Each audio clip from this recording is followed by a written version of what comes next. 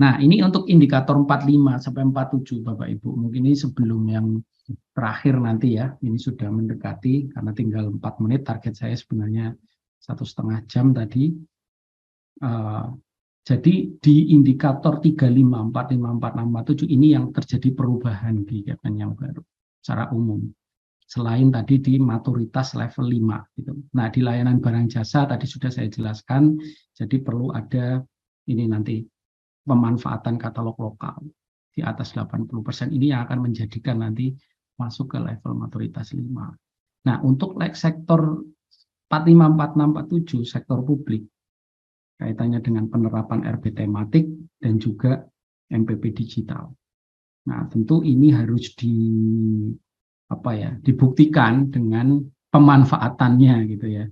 Jangan sampai hanya membuat landing page gitu yang kaitannya dengan pengentasan kemiskinan, hanya munculin grafik misal, atau hanya ngelingkan dengan data studio misal, atau hanya statis grafik gitu ya, atau kaitannya dengan prioritas aktual presiden misal penanganan inflasi misal untuk harga pangan gitu.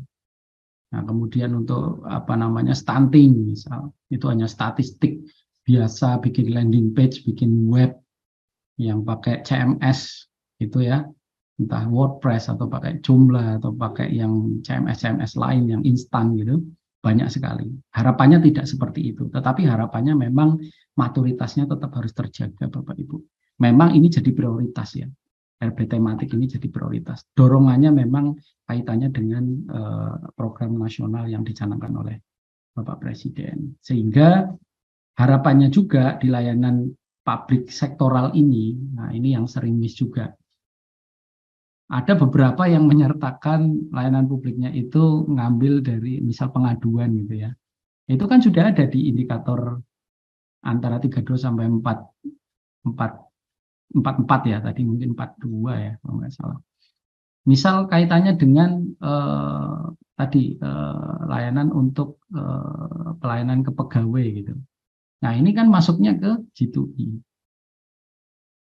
Nah, ini tidak termasuk ke layanan publik karena employee. Sehingga yang bersifat G2C, nah ini yang kemudian G2B dan G2G inilah yang sesuai dengan tugas pokok fungsi Bapak Ibu lah, itu yang masuk ke layanan publik sektoral. Seperti itu. Nah, tentu peningkatan kapabilitas, optimalisasinya tadi sama seperti yang lain. Seperti itu. Hanya saja ini perlu dibatasi dengan jenis-jenis yang ada di indikator sebelumnya yang 32 sampai 34. Referensinya masih sama, tingkat maturitasnya ini saya gabungkan karena memang juga sama gitu ya. Ini sesuai dengan nanti apa yang diusulkan Bapak Ibu yang ada di daerah masing-masing. Jadi RB tematik dan MPP digital itu jadi dorongan sebenarnya. Nah, ini juga mempertimbangkan waktu ya, mungkin karena juga mepet, mudah-mudahan ada yang bisa mendorong seperti itu di level 3-4-nya. Nah, di 5, nah ini tentu kalau 5 ini bisa tercapai dan 4, tentu kalau penerapan MPP digital itu dilakukan. Terutama kaitannya dengan tadi kalau bicara integrasi ya, tentu kalau sudah menerapkan mau pelayanan publik, semua kepentingan di sektor-sektor yang mengampu pelayanan publik akan ada di sana.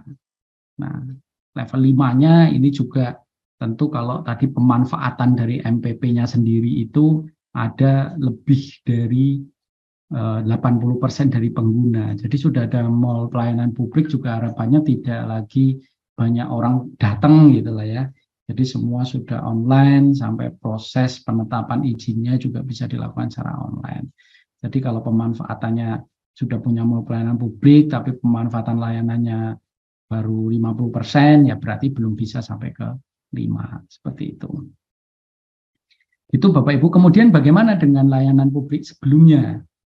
Nah, ini ada 3 catatan ya. Kalau 45, 46, 47 ini juga masih bisa menggunakan layanan unggulan yang selain dari RB tematik dan MPP digital tadi saya sebut, masih bisa. Gitu. Tapi tentu standar ya, seperti yang tadi saya sampaikan, berjenjang itu tetap harus dilakukan. Selain yang kedua adalah selain tingkatkan teknis, nah ini optimalisasi juga bisa dilakukan di 3 domain yang lain, tata kelola, kebijakan, dan manajemen. Dan untuk sektor publik ini itu tidak diperbolehkan.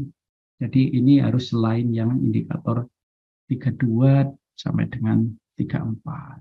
Nah, ini slide terakhir Bapak Ibu dan teman-teman, mungkin nanti sebelum diskusi ya, ini saya juga ada dua hal ini, do and don'ts yang harusnya diperhatikan untuk evaluasi internal dan penyiapan data dukung Bapak Ibu. Jadi apa yang dilakukan, sebelah kiri yang tidak boleh dilakukan gitu ya. Kalau kemarin Pak Tony, Pak Sony mungkin ada embed di setiap indikator. Ini saya buat secara istilahnya apa namanya terpisah gitu ya. Yang pertama adalah yang dilakukan itu bukan sekedar pengadministrasian, satu tingkat kematangan. Jadi kalau Bapak Ibu klaim 3, ya 2-nya harus diceritakan, ditunjukkan faktanya dan dianalisa. Intinya itu. Kemudian berjenjang narasinya, ya, sesuai dengan pedoman ya. Itu ada di narasikannya itu ada di ini poin B4 itu ada. Coba dilihat di halaman 184 itu di dokumen pedoman Menpan ya. Kemudian yang ketiga, persiapkan akses 16 layanan ini masuk dalam domain pembuktian pemanfaatannya. Ini tentu kaitannya dengan kegiatan interview. Karena tidak jarang ketika kita ingin pembuktian di layanan tertentu ditunjukkan layanannya, wah, yang mau menunjukkan nggak hadir dalam forum gitu ya, masih nunggu. Padahal waktunya kita berburu dengan waktu juga gitu. 1 jam banyak yang harus ditanyakan masih nunggu gitu. Nah, ini hindari. Kemudian makanya perlu dipersiapkan akses 16 layanannya ini atau menghadirkan person yang menjadi pemangku atau user dari layanan 16 layanan ini. Yang keempat, memastikan adanya aktivitas untuk pemeliharaan ini masuk dalam peta rencana. Karena nanti 16 layanan ini terutama ya, kalau bayangan kami itu ini yang akan menjadi indikator gitu. Makanya ini pastikan masuk dalam peta rencana Bapak Ibu. Yang belum punya peta rencana gimana? Nah, itu relatif lebih mudah, malah tinggal dimasukkan. Nah, yang sudah ya di-update, karena kan itu living document, seperti kemarin diceritakan Pak Tony ya, di indikator 12 seperti itu. Kemudian repositorikan bukti dukung, video narasi, dokumentasi, notulensi, undangan, itu secara terpusat Bapak Ibu. Ini akan mudah diakses dan harapannya nanti akan menjadi knowledge management juga. Ini akan terkait dengan domain knowledge management. Dan yang keenam adalah memanfaatkan SPLP internal untuk membangun integrasi horizontal dan vertikal. SPLP pusat boleh, itu untuk integrasi dengan lembaga vertikal. Horizontal ada baiknya ini supaya full control itu ada di tempat Bapak Ibu sekalian. Ini pemanfaatan SPLP. Tadi karena kita bicara level 4 kolaborasi ya, karena ini kan Bapak Ibu tadi kalau melihat nasionalnya juga indeksnya sudah tinggi gitu ya, rata-ratanya.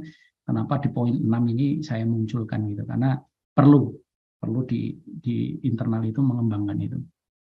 Kemudian yang maaf, belum terakhir Mbak Muti ya, sebentar satu lagi. Yang sebelah kanan ini kepencet. Yang tidak boleh, nah ini sama-sama Bapak Ibu, karena kami 130 lebih evaluator gitu ya tahun ini yang akan bekerja bersama-sama, mohon dukungannya Bapak Ibu, jangan lakukan pembuktian dengan hanya menyertakan halaman login. Ini mudah-mudahan tidak ada lagi lah ya. Hanya menyertakan halaman login saja. Kemudian menyertakan bukti dukun menggunakan buku pedoman user manual gitu. Ya ini tadi sudah banyak saya ceritakan lah. Ya ini bagian dari kami, dari tim evaluator ya, mudah-mudahan karena ketika terlalu banyak hal yang harus dibuka gitu ya, tidak to the point, ini akan semakin menyita waktu gitu. Sama-sama. Kemudian menyertakan bukti dukung yang tidak sesuai. Jadi ada banyak ngeklaimnya 4 gitu ya, yang 3 tidak disertakan atau tahu-tahu 4 gitu. Padahal ya bisa juga ada integrasinya tapi tidak ada transaksinya. Misal aplikasi baru bikin login saja. Halaman loginnya sudah integrasi pakai API-nya kepegawaian. Mungkin kan gitu. Tapi apakah dia maturitasnya 4? Enggak.